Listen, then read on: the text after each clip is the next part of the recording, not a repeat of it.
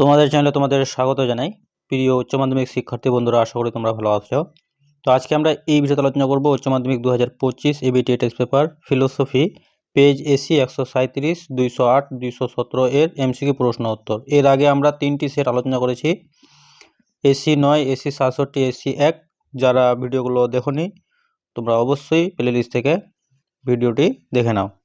তো কথা না বেরিয়ে ভিডিওটি শুরু করা যাক। তো 1 নম্বর প্রশ্ন দেখো, যে যুক্তিতে সিদ্ধান্ত এক বা একাধিক যুক্তি বাক্য থেকে অনিবার্যভাবে নিঃসৃত হয় তাকে বলে অবরোহ যুক্তি। যদি কোনো অবরোহ যুক্তির সিদ্ধান্ত সত্য হয় তবে যুক্তিটি বৈধ বা অবৈধ হবে। 3 নাম্বার, কোন যুক্তির সব অবয়বগুলি নিরপেক্ষ বচন? সঠিক উত্তর আসবে সি, নিরপেক্ষ। এরপর দেখো 4 নম্বর প্রশ্ন কি বলা আছে, যে ড্যাশ বচনে দুটি পদেই ব্যাপ্য। তো এই বচনে দুটি পদেই ব্যাপ্য। 5 বচনের ড্যাশ গুণ নির্দেশ করে, ড্যাশ বচনের গুণ নির্দেশ করে, তাহলে সংযোজক। 6 নম্বর প্রশ্ন, দুটি বিরুদ্ধ বচনের একটি সত্য হলে অন্যটি ড্যাশ হবে, তো অন্যটি মিথ্যা হবে। তারপরে ই বচনের অনুবর্তী হলো ও বচন। তারপরে দেখো ই মূর্তিতে ড্যাশ দোষ আছে। তো এই প্রশ্নটার উত্তর তোমরা আমাকে অবশ্যই কমেন্টের মাধ্যমে জানাবে। তারপরে দেখো মিশ্র বৈকল্পিক ন্যায়ের দ্বিতীয় আশ্রয় বাক্যটি হলো নিরপেক্ষ বচন। তারপরে দেখো 10, যদি পি তবে কিউ, পি অতএব কিউ, তাহলে এটা কি হবে? বৈধ। ও বচনের বুলীয় রূপ হবে কি? এসপি বা নট ইজ ইকুয়াল টু 0। তবে মৎস্য কন্যা নেই, বচনটি ভ্যানচিত্র হবে। সঠিক উত্তর বি। ডট ভেল দেখো প্রভৃতি চিহ্নগুলি হলো এটা হবে কি? ধ্রুবক। তারপর দেখো 14 নম্বর প্রশ্ন, এই প্রশ্নের উত্তর হবে দ্বি প্রাকল্পিক। তারপর দেখো সত্য সারণীতে উপাদান বাক্যের সংখ্যা যখন 3টি হবে তখন সারির সংখ্যা হবে 8টি। তারপর প্রশ্ন দেখো 16, এক বাচক বচন থেকে সার্বিক বচনে আসা অথবা কম ব্যাপক সার্বিক বচন থেকে বেশি ব্যাপক সার্বিক বচনে আসার নাম হলো কি? সামান্যীকরণ। আরোহ অনুমান, এটা হবে ডি উত্তর, আরোহ অনুমানমূলক লাভ। অবৈজ্ঞানিক আরোহের ভিত্তি হলো কি? অবাধ অভিজ্ঞতা। তারপর দেখো আরোহ যুক্তির সিদ্ধান্ত সবসময় সম্ভাব্য। মেঘ না করলে বৃষ্টি হয় না, এখানে কারণ কথাটি পর্যাপ্ত শর্তরূপে কারণ। তারপরে দেখো 20, শর্ত কয় প্রকার? তো শর্ত 3 প্রকার। তারপরে দেখো 21, বহু কারণবাদকে সমর্থন করেন। সঠিক উত্তর ডি, বেইন। অনিয়ত পূর্বগামী ঘটনাকে কারণ মনে করলে ড্যাশ দোষ হয়, তো এটা হবে কাকতালীয় দোষ। শিক্ষা যতই প্রসার লাভ করছে অপরাধের সংখ্যা ততই কমছে, সুতরাং অনুমান করা যায় যে শিক্ষার প্রসারই হলো অপরাধ কমার কারণ। এক্ষেত্রে যে পদ্ধতি প্রয়োগ করা হয়েছে সেটি হলো কি? সহপরিবর্তন। আরোহ অনুমানের পরীক্ষামূলক পদ্ধতির প্রবর্তক হলেন মিল। এরপরে আমরা নেক্সট পেজ চলে যাব, এসি 208। তো দেখো প্রথম প্রশ্ন, অভিপ্সা ল্যাপটপ কিনবে অথবা সোহম কম্পিউটার কিনবে, এটি হলো একটি বৈকল্পিক বচন। তারপর সমন্বয়ের নীতি অনুসারে বচনের ভাগ হল নিরপেক্ষ ও সাপেক্ষ। যুক্তি হলো ভাষায় প্রকাশিত অনুমান। 4 নাম্বার, আরোহ যুক্তির সিদ্ধান্ত হলো সম্ভাব্য। আদর্শ নিরপেক্ষ বচনের অংশ হলো 4টি। প্রতিটি নর্থক বচনের ড্যাশ পদ অবশ্যই ব্যাপ্য হবে, বিধেয় পদ।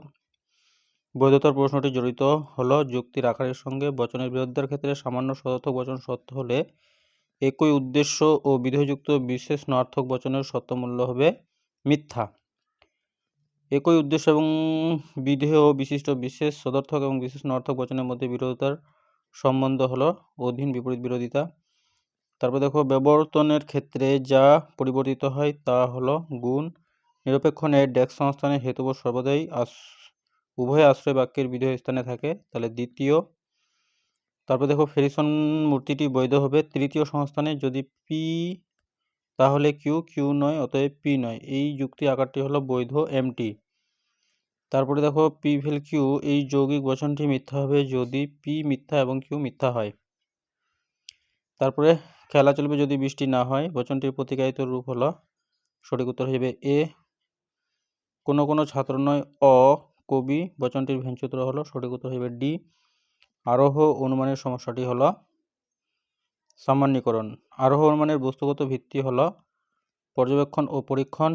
19, বিশেষ ঘটনার মাধ্যমে সামান্য নিয়মে উপনীত হওয়াই হলো আরোহ অনুমান, এটি বলেছে জয়েস। তারপরে কারণ শব্দের দ্বারা পর্যাপ্ত আবশ্যক শর্তকে নির্দেশ করেন মিল।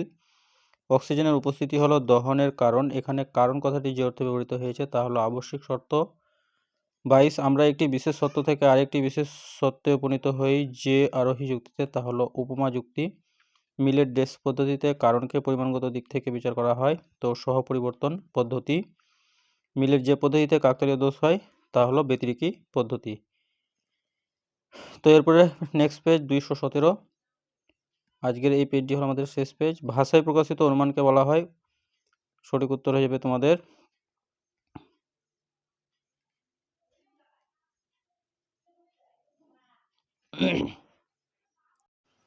তো ভাষায় প্রকাশিত অনুমানকে বলা হয়, এর সঠিক উত্তর হয়ে যাবে যুক্তি।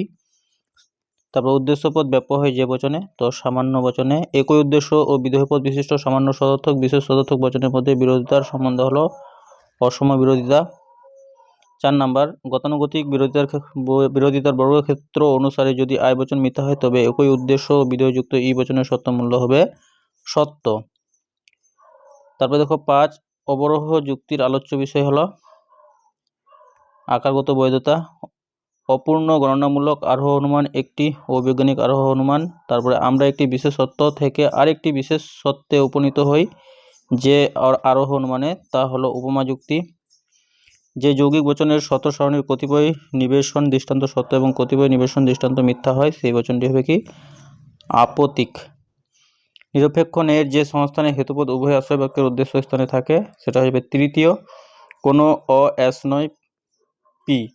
বচনটির বুলীয় ভাষ্য হলো S bar P is equal to 0, B নাম্বারটা সঠিক উত্তর। তারপর দেখো কোনো ছাত্র নয় অকবি। বচনটির ভেনচিত্র হয়ে যাবে সঠিক উত্তর বি। পি ভেল পি এই বচনাকারটি কি হবে শত সত্য। ক হলো ক্ষয়ের আবশ্যিক শর্ত, একথার অর্থ হলো সঠিক উত্তর হয়ে যাবে সি। যদি ক না ঘটে তবে খ ঘটে না। তাই দ্বারাপ্তি কোন সংস্থানের বৈধ মূর্তি, এটা হবে তৃতীয়। বৈকল্পিক নিরীক্ষণ এর কোন বাক্যটি বৈকল্পিক বচন, তো এটা হয়ে যাবে প্রধান আশ্রয় বাক্য। ব্যতিরেকি পদ্ধতির অপপ্রয়োগের ফলে যে দোষ দেখা দেয় সেটা হবে সঠিক উত্তর ডি কাকতালীয় দোষ। যদি পি ডট কিউ সত্য হয় তাহলে পি কিউ সত্যমূল্য হবে, সঠিক উত্তর হবে এ সত্য। লঘু শব্দটির অর্থ হলো চিন্তা। 19 ড্যাশের মতে কারণ হলো সদর্থক ও অনর্থক শব্দের সমষ্টি, এটা হয়ে যাবে এর সঠিক উত্তর হয়ে যাবে মিল। মিলের ড্যাশ পদ্ধতিতে কারণকে মূলত পরিমাণগত দিক থেকে বিবেচনা করা হয়, তো এটা হিসেবে সহপরিবর্তন। সার্বিক অর্থক বচন হলো ই বচন। ধ্বংসমূলক প্রাকল্পিক ন্যায়ের নিয়মটি লঙ্ঘন করলে যে দোষ হয়, তো এটা হিসেবে পূর্বক অস্বীকারজনিত দোষ। তারপরে এ বচনের আবর্তন করে পাওয়া যায় আই বচন। একটি কার্যের একাধিক কারণ থাকে এই মতে বিশ্বাস করেন কে মিল। তো প্রিয় শিক্ষার্থী বন্ধুরা, ভিডিওটি ছিল এই পর্যন্তই। ধন্যবাদ।